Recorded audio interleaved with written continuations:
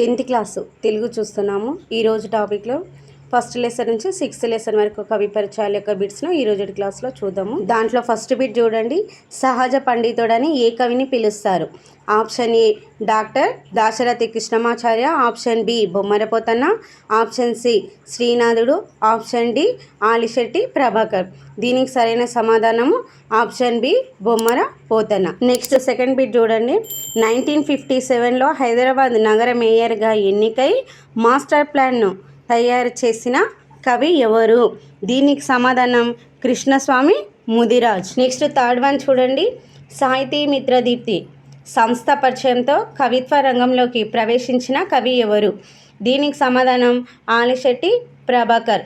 Next one చూడండి. Fourth, స్వరలయలు గ్రంథానికి 2011లో కేంద్ర సాహిత్య అకాడమీ అవార్డు పొందిన కవి ఎవరు? దీనికి సమాధానము సాముల సదాశివ. నెక్స్ట్ వన్ చూడండి.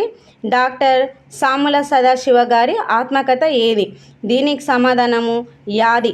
డాక్టర్ సాముల సదాశివ గారి ఆత్మకథ ఏది? యాది. అయితే ఈ ఆత్మకథల గురించి 6th నుంచి 10th క్లాస్ వరకు తీసుకొని మనం ఈ పత్రికలో ఆత్మకథ గురించి సంపాదకులు వీటన్నిటి ఒక వీడియో చేసినాము. ఎవరైనా చూడని వాళ్ళు ఉంటే మన యాప్లో ప్లే స్టోర్కి వెళ్తే మీకు కనిపిస్తుంది, చూడండి.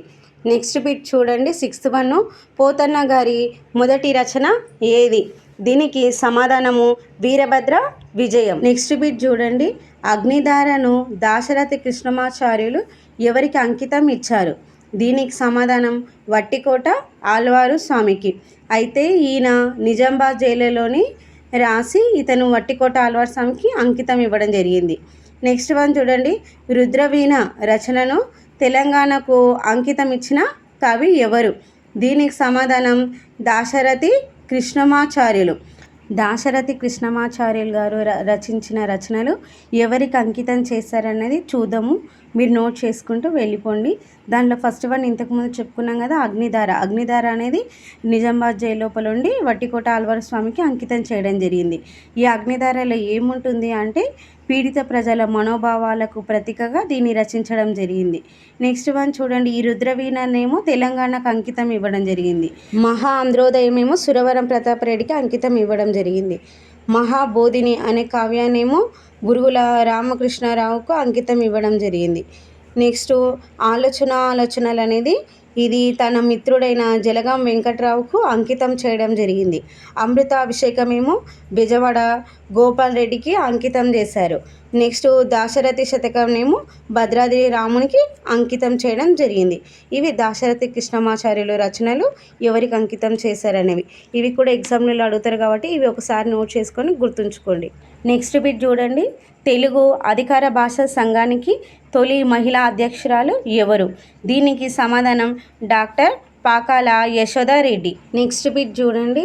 దక్కన్ స్టార్ అనే ఆంగ్ల పత్రికను స్థాపించిన రచయిత ఎవరు? దీనికి సమాధానం కృష్ణస్వామి ముదిరాజ్. నెక్స్ట్ వన్ చూడండి.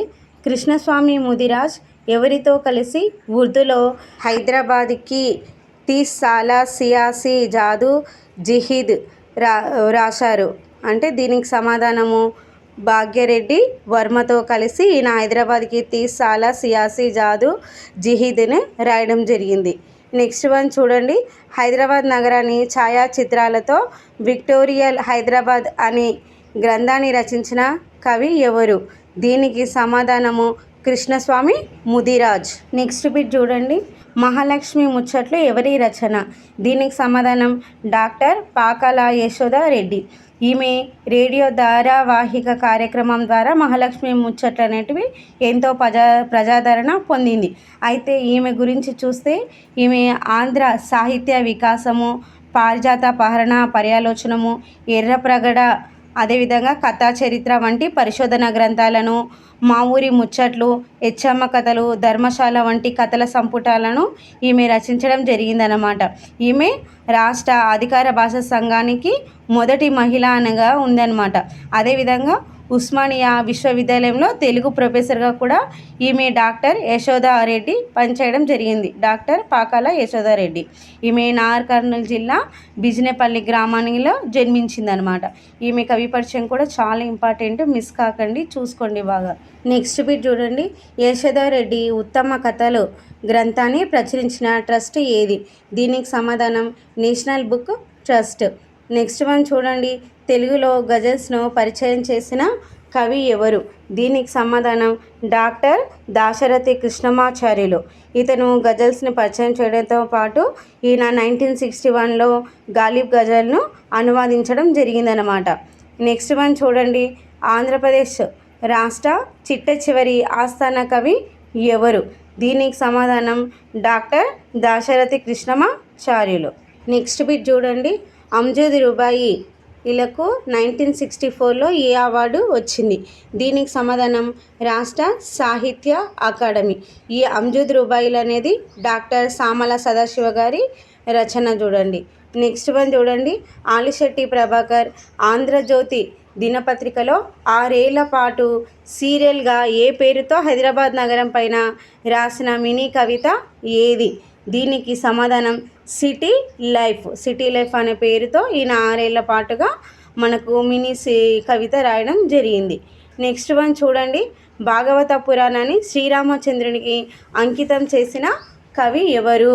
దీనికి సమాధానము బమ్మెర పోతన్న.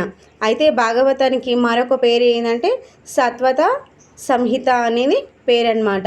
ఇక్కడ చూడండి, మనము భద్రాద్రి రామునికి దాశరథ శతకాన్ని అంకితం చేసిందేమో దాశరథి కృష్ణమాచార్యులు. ఇలాంటివి కూడా గుర్తుంచుకోండి, ఇవి కన్ఫ్యూజ్ కాకండి. నెక్స్ట్ వన్ చూడండి, ఈ క్రింది వాటిలో పోతన్న పద్యాలు ఏవి? ఫస్ట్ వన్ చూడండి, option A Prahlada Charitram, option B Gajendra Moksham, option C Rukmini కళ్యాణ, ఆప్షన్ డి పైవన్ని. మనకి ఎగ్జామ్లో ఇలాంటి ప్యాటర్న్ వచ్చినప్పుడు మనం కన్ఫ్యూజ్ కాకుండా ఉండడానికి ఇలాంటివి ఇవ్వడం జరిగింది. దీంట్లో మనకు పద్యాలు వేరు, రచనలు వేరు ఉంటాయి. మీరు ఒకసారి కవి పరిచయం చూసినప్పుడు మీకు ఐడియా ఉంటుంది. దీనికి సరైన సమాధానం వచ్చి ఆప్షన్ డి మనకు కరెక్ట్గా అవుతుంది. ఆప్షన్ ఫోర్ అంటే డి పైవన్నీ కరెక్ట్. అంటే పద్యాలు వచ్చే వరకు ప్రహ్లాద చరిత్ర, గజేంద్ర మోక్షము, రుక్మిణి కళ్యాణము ఇవి అనేటివి పద్యాలు. రచనలు తీసుకుంటే వీరభద్ర విజయము, భోగిని దండకం, నారాయణ శతకము, భాగవత పురాణం అనేటివి రచనల కిందికి వస్తాయి. కవి పరిచయం చదివేటప్పుడు జాగ్రత్తగా చదవాలి. 1-2 సార్లు చదువుకోండి, కన్ఫ్యూజ్ కాకుండా ఉంటారు. కవి పరిచయాలు ఉంటే ఖచ్చితంగా 1 లేదా 2 బిట్స్ మనకి టెట్లో కానీ డిఎస్సిలో కానీ రావడం జరుగుతూ ఉంటుంది. ఇది ఒకసారి చూసుకోండి. నెక్స్ట్ వన్ చూడండి, ఈ క్రింది వాటిలో పోతన రచనలు ఏది? ఇక్కడ ఆప్షన్స్ ఏ ఉండాలి, ఆ వడ్డది కొంచెం మిస్టేక్ అయింది. ఏ వీరభద్ర విజయం, ఆప్షన్ బి భోగిని దండకం, ఆప్షన్ సి నారాయణ శతకం, ఆప్షన్ డి భాగవతం, ఆప్షన్ ఈ పైవన్ని. దీనికి సరైన సమాధానం ఈ ఆప్షన్ ఈ పైవన్నీ సరైనవి. ఇంతకుముందు చెప్పుకున్నట్టు పద్యాలు వేరు, రచనలు వేరు. కవి పరిచయం చదివేటప్పుడు జాగ్రత్తగా చదవండి. నెక్స్ట్ వన్ చూడండి, ఫోటోగ్రాఫర్గా పనిచేసిన కవి ఎవరు? దీనికి సమాధానం ఆలిశెట్టి ప్రభాకర్. ఈ ఆలిశెట్టి ప్రభాకర్ని ఒకసారి చూస్తే ఈయన జాగిత్యాలలో స్టూడియో పూర్ణిమ అనేది 1976లో స్టార్ట్ చేసిండు. కరీంనగర్లోనేమో స్టూడియో శిల్పి 1979లో, హైదరాబాద్లో స్టూడియో చిత్రలేఖ 1983లో ఈయన ఏర్పాటు చేసి ఫోటోగ్రాఫర్గా ఈయన ఎదిగాడనమాట. మనకు బిట్స్లో ఎలా రావడం జరుగుతుందంటే జాగిత్యాలలో ఒకవేళ జతపరచం లాగిస్తే జాగిత్యాలలో ఏ స్టూడియో ఓపెన్ చేసిండు దాని పేరు అంటే స్టూడియో పూర్ణిమ అని, కరీంనగర్లో స్టూడియో శిల్పి అని, హైదరాబాద్లో స్టూడియో చిత్రలేఖ అని. మన బుక్ చదవడం కాదు, దాన్ని చదివేటప్పుడు కవి పరిచయంలో ఇలా డిఫరెన్స్ని కూడా చూస్తూ చదువుకోండి. నెక్స్ట్ బిట్ చూడండి, నిజాం రాజు జన్మజన్మల బూజు అన్న కవి ఎవరు? దీనికి సమాధానం దాశరథి కృష్ణమాచార్యులు. లాస్ట్ వన్ చూడండి, అనువాద రచయితగా ప్రసిద్ధి చెందిన కవి ఎవరు? దీనికి సమాధానం డాక్టర్ సామల సదాశివ. ఇంతటితో ఈ క్లాస్ అయిపోయింది. నెక్స్ట్ క్లాస్లో నెక్స్ట్ కంటిన్యూషన్ చూద్దాము. Thank you all of you. మీకు కనుక మా క్లాస్ నచ్చినట్లయితే ప్లీజ్ మన ఛానల్ని లైక్ చేయండి, షేర్ చేయండి, సబ్స్క్రైబ్ చేసుకోండి. Thank you all.